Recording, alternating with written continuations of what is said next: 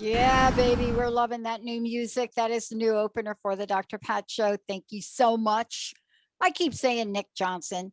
Thank you, thank you, thank you for that. And boy, today it's an interesting day, Benny, Jacob, because it seems that when I started the last hour off and I talked about this idea of this eclipse happening, and there's something new, there's something illuminating happening, there's something absolutely out there, right?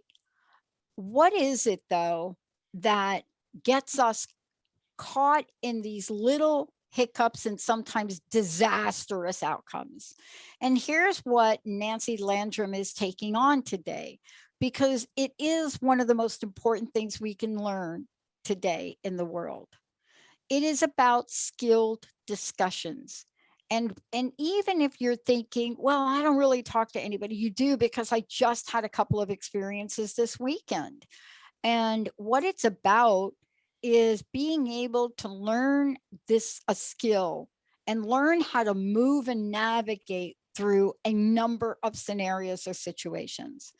Because what happens when you're on one or the other side, receiving or providing communication? What happens when you're in discussions? What happens when you don't talk the same language sometimes to other people? Where do you go with that? Well, if you're in relationship, it starts to break down. If you're in a personal relationship with friends or family, breakdown is an understatement. If you're in the workplace, especially about what's going on now, you need to learn how to talk about anything without fighting. And this is something I absolutely believe in. This is what Nancy does. She works with people, whether it's relationships, the love relationship, whether it's friends, whether it's family, whether it's in the workplace. She is that coach. And out of her own circumstances has created tools and approach to help you navigate whatever that water is in communication. Nancy, it's great to have you here today. I'm so delighted to be here with you, and thank you for that great introduction. This is a big one. This is really, so big. Oh.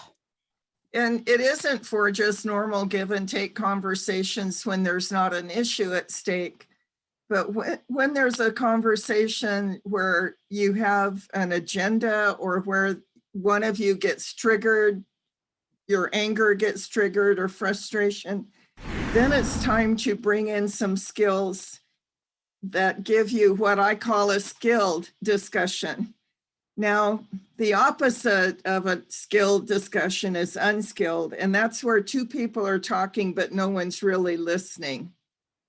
Or each person is trying to convince the other that they are right. They might both feel increasingly frustrated because their point of view isn't being heard or understood. The discussion then escalates into a fight, ending in hurt feelings, discouragement about ever being able to communicate well, and maybe some days trying to recover balance in the relationship. That's very painful. In a business relationship, it can hold up business, but I particularly work with couples in loving relationships where they want the relationship to be loving, they want it to last, they want to be able to resolve their differences without hurting each other. Mm-hmm. But there's some rules that need to be followed in order to get that outcome. So I wish I could claim to be the originator of these rules. I really can't. I've learned them from other sources that were very generous in sharing them with me. I sent a diagram to your, I think I sent it to your producer. Jacob's got it, right, Jacob? The experience diagram. Jacob, can you put that up? Yeah, great. Thank you.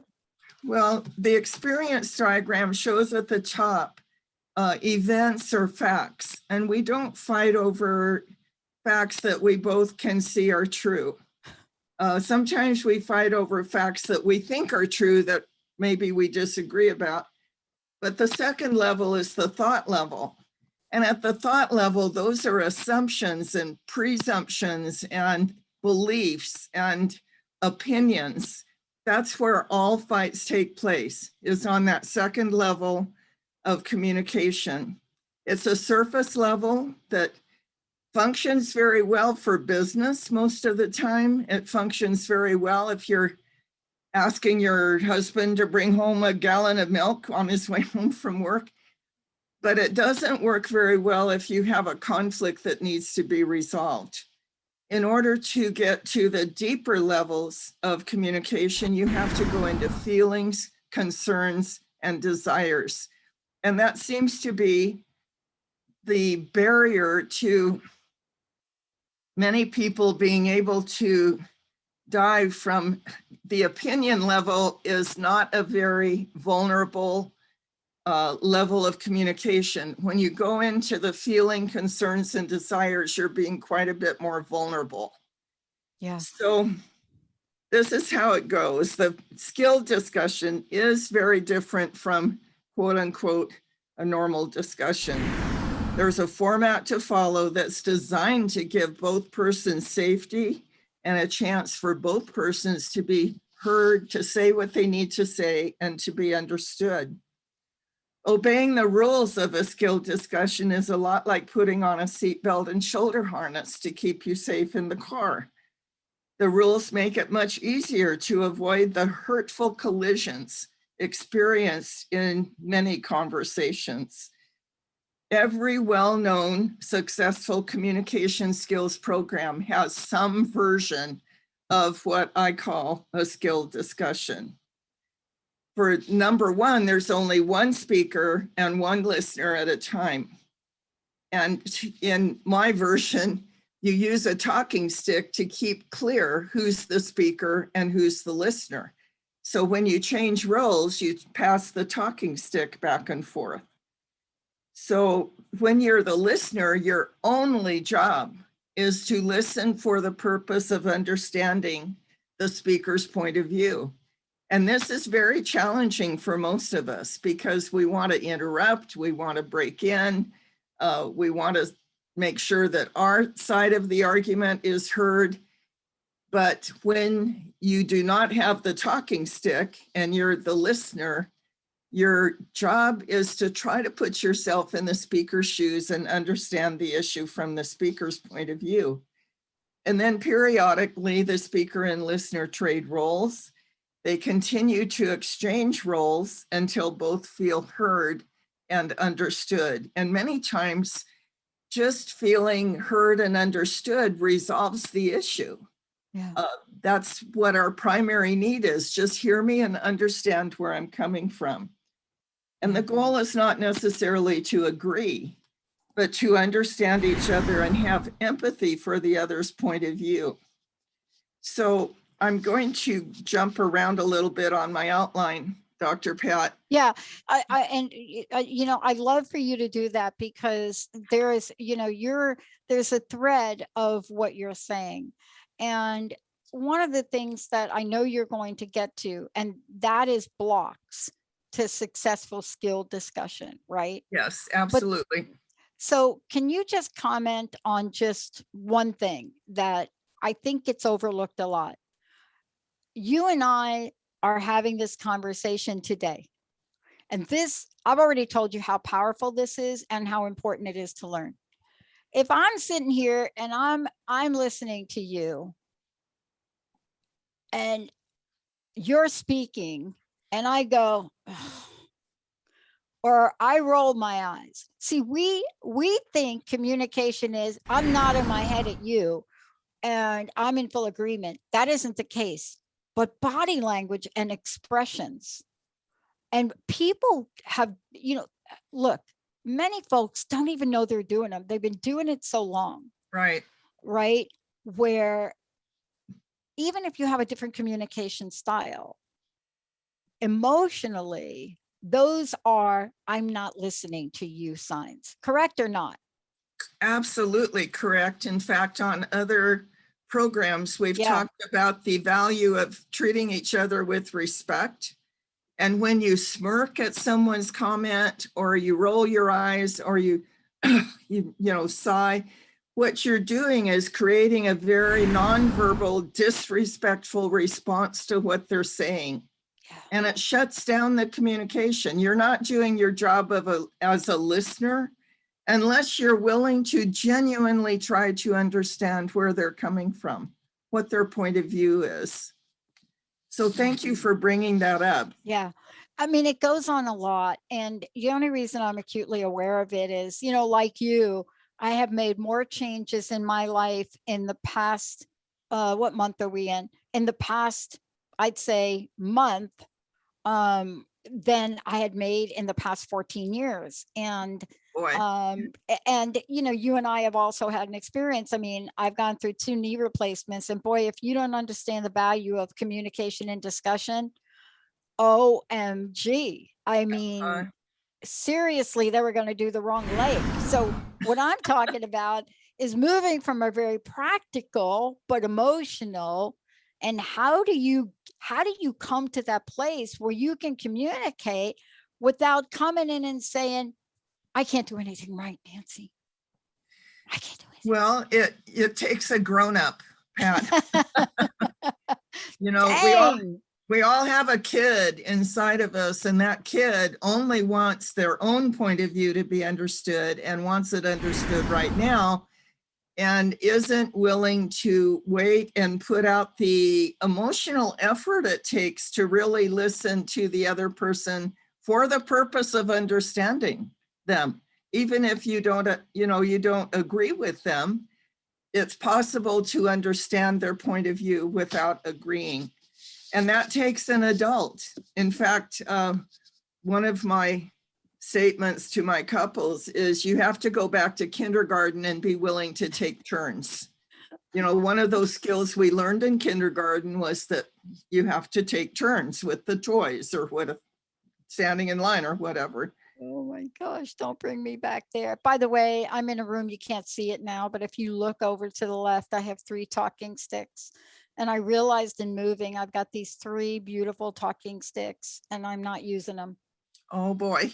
Okay. We have a wonderful opportunity. Wait till I get back in the office next week and we Take start one to with be you. able to meet in person. I want to take a short break. When we come back, Okay. I want to talk with you about, we've established the importance and you've established some guidelines, but I cannot emphasize enough that when you have guidelines, there's also discipline. I'm hoping you're going to talk about this today and some exercises to help us. But more than that, you work with people, you help them, you have real examples. We'll get into that much more when we come back. Benny, Jacob, let's take a short break. We'll be right back.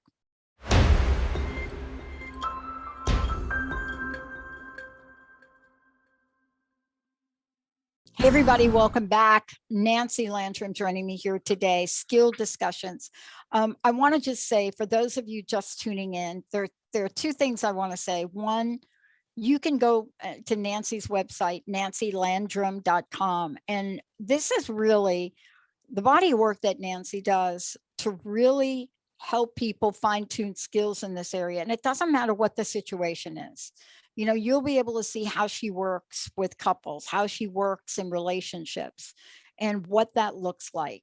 And this isn't always about everybody kissing and making up. Sometimes that isn't going to be the case. But how do you communicate in a respectful way to each other?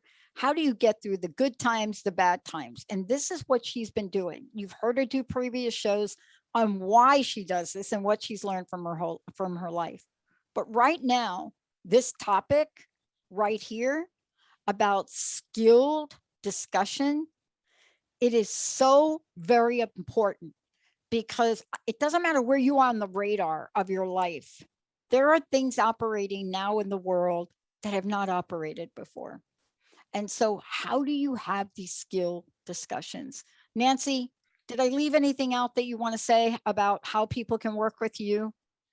Well, the easiest way is going to the website, nancylandrum.com. You can email me at nancy@nancylandrum.com, or my business phone number is 951-239-1134.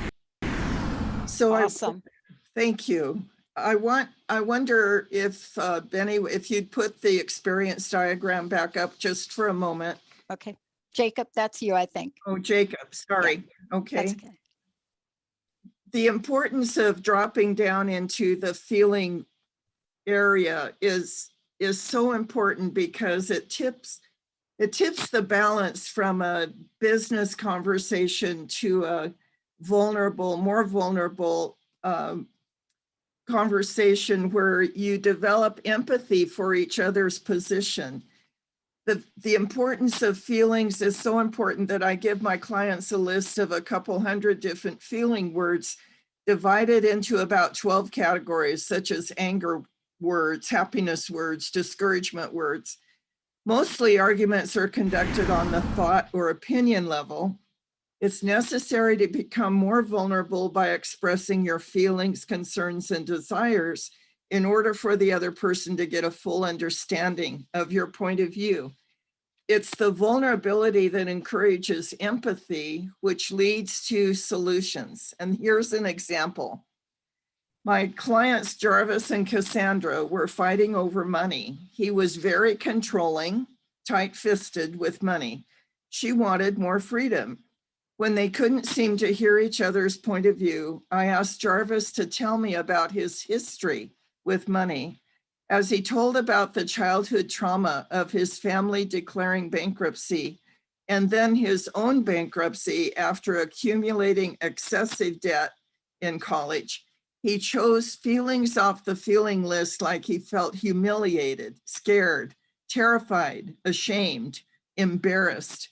As he described these feelings, his tears began to flow. Cassandra eventually said, I'd heard the facts before, but I've never heard the feelings. When she saw the depth of his pain over what he judged as money failures, she had much more empathy for his need to have a healthy savings plan.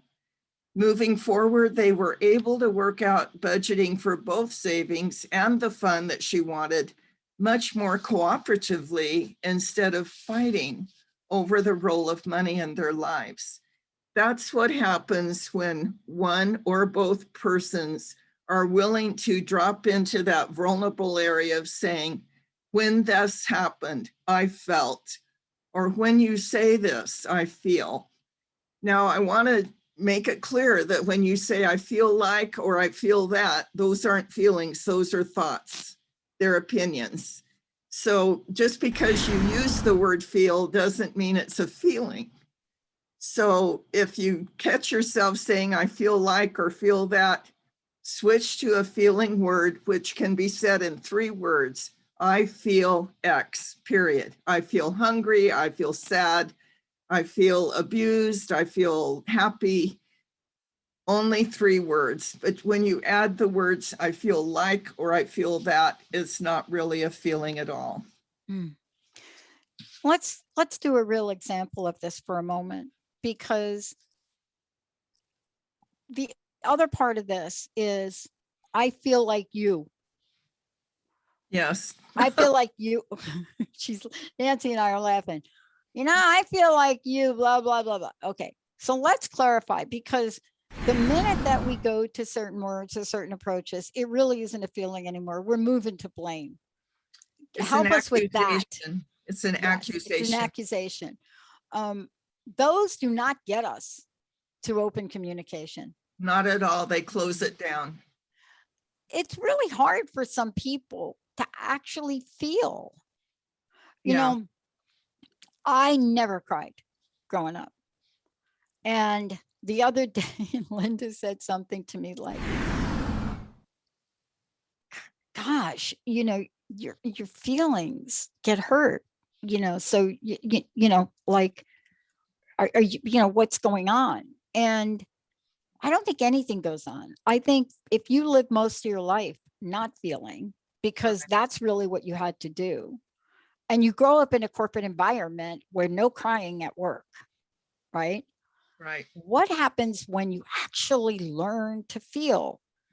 But the missing piece, Nancy, that I'd like you to talk about is, great that I am learning to feel, but you can't communicate about it, because if you never felt and nobody taught you how to feel, nobody taught you how to communicate. Help us a little bit more with how to truly communicate feeling without, I feel you, blah, blah, blah. We'll eliminate that phrase, number one, because when you say I feel you, you're expressing an opinion, an accusation, which is guaranteed to trigger a defensive reaction, escalate an argument, close the doors between the two of you as far as communication is concerned. You can rather say, when you do this, I feel. So when you walk out slamming the door, I feel shattered inside. I'm afraid you may never come back. Those are feelings. It's when this happens, I feel. That's the safe way to express feelings. When Jim and I were first working with the coach that helped us save our marriage, he had about 4 feeling words. I'm hungry, I'm mad, I'm love you, I'm tired, and that was about it. So she gave him this 2-sided page of feeling words and told him that he had to have it in his lap every time we sat down to have a skilled discussion. So instead of just saying I'm mad, he had to look in the category of feeling words and say, am I just irritated? No, it's way more than that. And he'd go on down the list until finally he'd say, I'm seething. I'm so angry, I'm seething. Well, that gave me a much clearer picture of where he was. It was valuable information for me to have. And if he was only mildly irritated, that helped me too. I needed to know where he was on the scale of any particular feeling. I've had couples break into tears when, instead of, I won't let couples just say that felt good. Good is too generic. So I give them the feeling word list and I say, pick out a couple other words that describe how you feel. And I remember one young wife said, when you do this, I feel cherished. And she had tears in her eyes. It helped her go to a deeper, more vulnerable level of expressing how she felt when her husband did something really thoughtful for her. So I want to move on. Well, first of all, there's complaints about learning the rules of a skill discussion. Yes. Yep. That's what I was alluding to, because, yeah, this is going to be helpful to me, but geez, this is like weird. Well, where do we go with the complaints about learning the rules? When you first learn how to ride a bicycle, it's awkward. You're not sure you can ever learn to balance correctly, or at least I wasn't sure. Or when you first learn how to, I don't know, open up a computer and write a Word document, it's all new and different. Well, when you first learn the rules of a skill discussion, it feels weird. It's awkward. It's strange just because it's new. That doesn't mean it's bad. It's only because it's new. So anything unfamiliar feels strange and awkward. But eventually, Jim and I had to do like 3 or 4 skill discussions a week for weeks on end before we finally resolved the problems that were damaging our marriage. And by the time we did all of those skill discussions, it wasn't unfamiliar anymore. It felt very natural. So every time we had a little issue arise, we would immediately just slip into the seatbelt and shoulder harness of a skill discussion without even mentioning it. just slip into those guidelines so that one was the speaker and one was the listener, and we traded roles until we resolved the issue. And usually it only took a few minutes. One of the other big complaints I hear about skilled discussions is that it takes too long. Well, I've had couples with an issue between them for 30 years resolve the issue in a 30-minute skilled discussion. But they've been fighting about it for 30 years or Wow. unhappy about it. Wow. So how much time does it take to recover from a fight? You know, when a couple has a fight, they tell me, and I remember when back in the day, that it would take 3 or 4 days to kind of recover our balance with each other after a bad fight, where skilled discussion might take an hour. You know, so taking too much time isn't a legitimate complaint from my No. point of view. No, because we're talking about learning something. I mean, sometimes we think we just woke up and we got this way. It's just like, you know, how did you get this way? You aren't like this, blah, blah, blah. And so we take ourselves in relationship and we go through life, whether it's a day, a month, a week, a year, a decade, whatever that is. But this is where we go, right? And then when we go there, the reality of the fact that we are here and we are not doing very well at this, it's as if all of a sudden we're not doing very well at this. We're going to take a short break. When we come back, it is, where do you go if one of you wants to take this on and learn? Where do you go if, let's say, the other does not? How do you navigate those waters? And why is it that working with somebody like Nancy helps even get some kind of consensus through that? It is important, right? What did mom used to say? You can take take a horse to water, but you can't make them drink.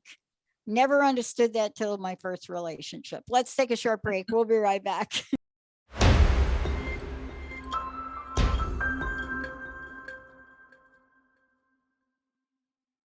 Welcome back, everybody. It's so great to have all of you tune us in and turn us on right here on the Dr. Pat Show. I'm thrilled to have Nancy Landrum joining us here today. You know, one of the things that is so extremely important right now is to understand the power of skilled discussions. Those are going to be the things that are going to shape the way you move forward in life with another person. And or whether or not you actually do move forward. Nancy, again, what's the best way for people to find out about you, but also to work with you? Go to my website, nancylandrum.com. You can contact me with the phone number that's on the website or by email. I'd be glad to call you back and set up a complimentary appointment. Awesome. And the free download on the front page explains how to have a skilled discussion. So that may be helpful as far as helping you understand what I've been talking about here. Mm-hmm. So go ahead, Pat. There are a couple of things we talked about, and this is going to show up, I think, now in this conversation. A block to, and you all know this, a block to successful skilled discussions is, one, the need to be right. If you're entering any kind of engagement and you are so hooked on the need to be right, think about this. How much are you really going to hear? How open are you really going to be? Right. And then the second is equally important. You know, where is your willingness marker to put yourself in your partner's shoes, to understand what it's like to see the issue from their point of view? What is any of that like? But more importantly, what we're talking about is, once you engage in this, you know, there are guidelines. Can you navigate these waters even if your partner doesn't? Can you use feeling words? Can you do it even if the other person may not know the rules? Nancy, can you?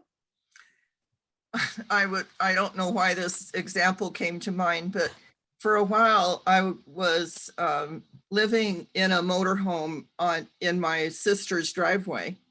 And I have 2 little dogs. And at first she's not a dog person, but she allowed them in the house and they peed on our carpet. And she was very upset about them peeing on her carpet and didn't want the dogs in the house anymore. And she wanted to talk to me about that. And I had to practice what I preach, which is she doesn't know the rules of a skilled discussion. She was speaking. It was my job to listen. So I listened to her complaint. I listened to her feelings. Because I love my dogs, I thought it was kind of extreme, her reaction. I'll clean up the mess, no problem.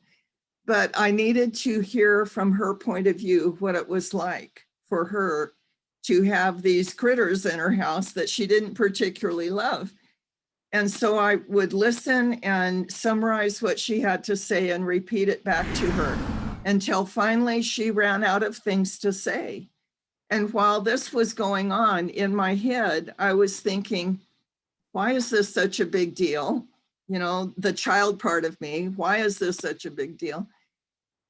But then I eventually got to the place where this is her home. She has the right to make the rules for her home. And she wanted the rule that the dogs would not be in the house. And so as she finished telling me all of her thinking and reasoning and so forth, and I was repeating back to her in a skilled way. I was doing the skilled part of a skilled discussion. When it was finally my turn to speak, I said, Mary, I understand what you're saying. I understand that this is your home. We are guests in your home.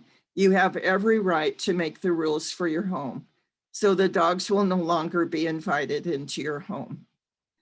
Now, she didn't know that I was playing the role of a skilled listener, but she felt heard and understood. The situation was resolved, and without it damaging our relationship. Because first of all, I love Mary more than I love my dogs. Yeah. And I didn't want to damage the relationship with my sister. So I didn't insist that it be resolved my way. I'm glad you mentioned the blocks to a skilled Yeah. discussion, the need to be right, the need Yeah. to unwillingness to learn. But I've done that in other situations as well, where that person doesn't know that I'm using a skill that I learned. All they know is they are being heard with empathy. They're being understood. And I don't have to, I mean, the resolution doesn't have to be the same as the one with my sister, but the important part is if you're in a conversation with someone who doesn't know the rules of a skilled discussion, then you immediately start out by being the listener and trying to hear their point of view from their shoes, their feelings. And often when you do that, it's like you're building up an imbalance in the relationship so that they feel obligated then to listen to you. And when it's your turn to speak, then they're more willing to listen to you because you have listened to them. I have one couple. That's a great example. That's a you. great example, because isn't that the essence of how we teach children vicarious learning? Yes. Right? And by stepping into a space that doesn't originally seem like it is a safe space, but then demonstrating that it is. And this Yes. it's very powerful. One gentleman came to me by himself years ago because his wife would refuse to come. She wanted a divorce and was ready to walk out, and he knew he needed help, and he was very humbled by it. So I asked him to write down the interactions that he had with his wife every week, what he did, what he said, how she responded. And I would just say, well, if I were your wife, I would feel this. You know, if I were your wife, I would want to know you cared more about me than the scratch on the car. And over a period of about 6 months, he totally transformed his behavior, won the love of his wife back. Yeah. And just a few not too long ago, I got an email from him saying they were still together, happily married. He made an enormous amount of changes. You cannot, a marriage, a relationship is a closed system. So if you change one part, the other part has to change in response. And in this case, he was changing for the good, and she responded very positively. In fact, eventually their teenage kids turn to her and say, "Mom, Dad's really changed. Do you Yeah. still love him?" And she had to admit, "Yes, I Mm. love him." Mm. The other thing that is one of the passions of mine is when I hear my clients passing on the skills they've learned to their children. I recently got an email from a former client named Connie who sent this report. I'm going to quote right out of the email. Please. Yeah. "We'd been pretty level-headed with our son, Graydon, talking things out, spending time with him, enlisting him to help with stuff alongside us, and doing the things he'd wanted to do, knowing he's had a hard year too, like we have. But he was starting to get mouthy, talking back to me and Mike. Finally, Mike had enough, and he started yelling out of pure frustration. They were in the garage, and I could hear things escalating from the kitchen. I walked out to see them both in a full-on argument where feelings were starting to get hurt and tears were starting too. Not exactly how we've ever done parenting." Graydon walked away. I talked to Mike for a bit about it and listened to him, and then reminded him that maybe we need to start using some of the skills we'd learned with each other with Graydon now. He agreed, but wasn't in the frame of mind to do it at that time. So I told him I would help. Before Graydon went back outside, I pulled him into the office and told him I needed him to learn how to talk with us the way Dad and I have learned to talk to each other. And they changed the way they talk to each other enough that the kids had noticed it. I gave him the list of feeling words using the talking stick, asked for permission to talk about how I felt about his back talk and arguing, and asked him to repeat what I said, and I would do the same to him. I kid you not, it's been almost a night and day shift in that kid just after one sit down together. I know he heard me because he had to repeat it. And I know he felt heard because I did the same for him. He left feeling so much better, apologized to Mike on his way through the garage, and they both have been so much better ever since. Nancy, your tools work. They help us all feel heard, feel loved, and understood. Isn't that exciting? I get goosebumps. It's exciting because what we really need to, I think, bring into this conversation now is what the tools can do to a relationship. And this is the part, right? So what is the end game benefit for people? Well, if you really care for that person, and the end game is you become closer, right? Yes. You become closer. You get to learn each other in a whole new way. Yes. And then the possibilities are endless. And I want to talk about this a little bit too, because a lot of times we don't talk about, except for your beautiful examples, we don't talk enough about the end game, what's really possible, that level of closeness, that connection, the thing that reminds you how important that person is to you. Right. Jim and I, we had a dream of what we thought our marriage was going to be. Loving forever, cooperative, working together. And it was shattered when we had a conflict we couldn't resolve. And then years of fighting about it. That motivated us to learn these skills because we wanted the dream to be a reality all full time for the rest of our lives. So we really worked hard to change the way we communicated with each other until we had a loving marriage that we wanted to last as long as possible until one of us passed. And that's what I tell couples today. You know, we get married because we're in love. And then the reality of life sets in, and you find out he drops his socks on the floor, or she doesn't cook very well, or, whatever the issues are. And then how do you navigate through those issues so that you can stay in love for the rest of your lives? And not only stay in love for yourselves, because that's what you want for yourself, but stay in love so that if you choose to have children, you're rearing children in a loving atmosphere where respect and good communication skills are being modeled for them. So they pick them up like osmosis. They mimic what you modeled for them.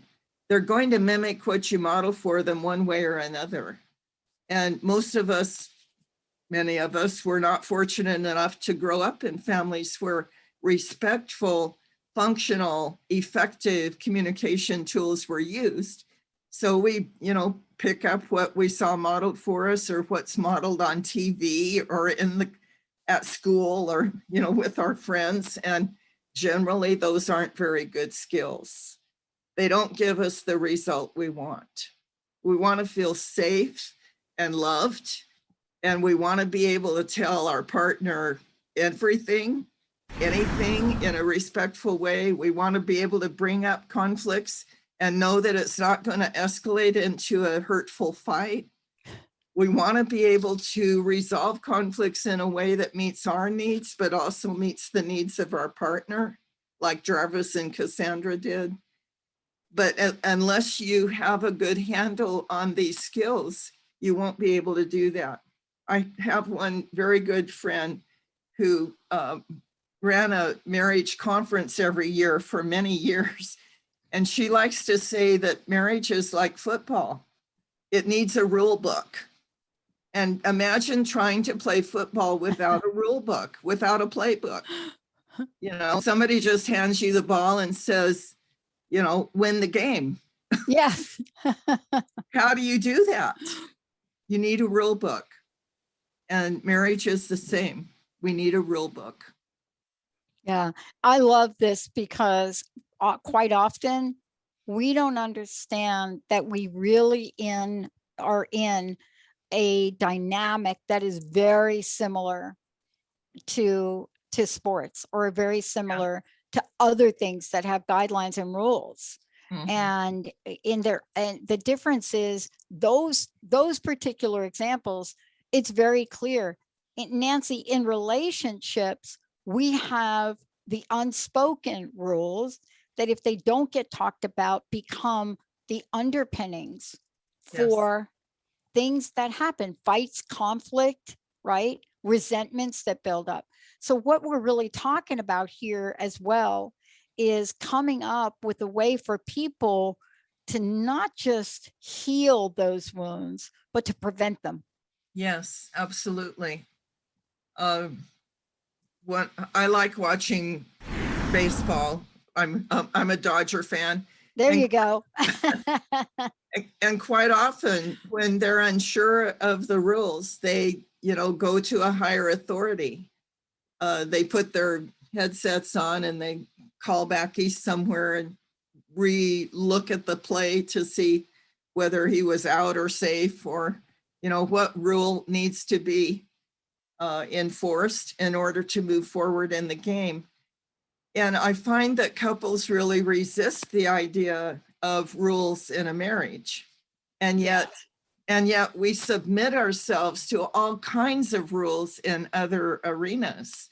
When I get in the car and drive, I'm submitting myself to the driving laws of California, and I'll get in trouble if I don't use them, don't follow them. Yeah. So it's kind of, what I say to couples, well, is what you're doing right now working? No, it doesn't work. That's why we're here. Then you have to learn the rules that will make the relationship work. Yeah, there's no question. I play a sport too.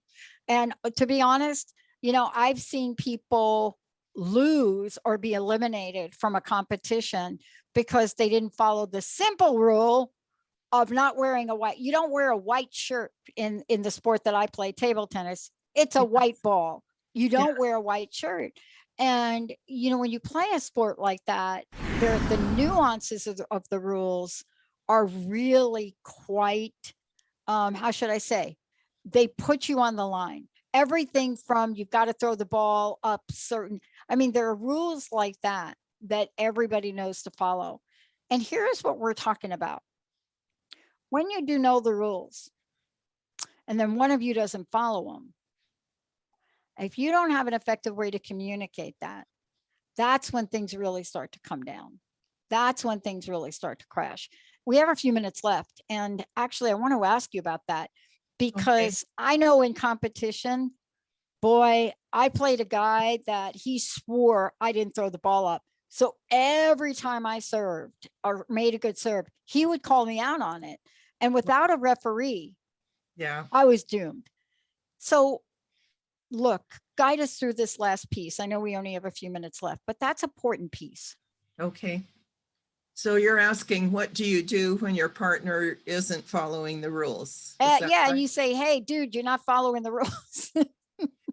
Well, there's a skill I teach called a coaching skill, where a couple agrees to being corrected by their partner if they step over the line to disrespect, or if they're not following the rules.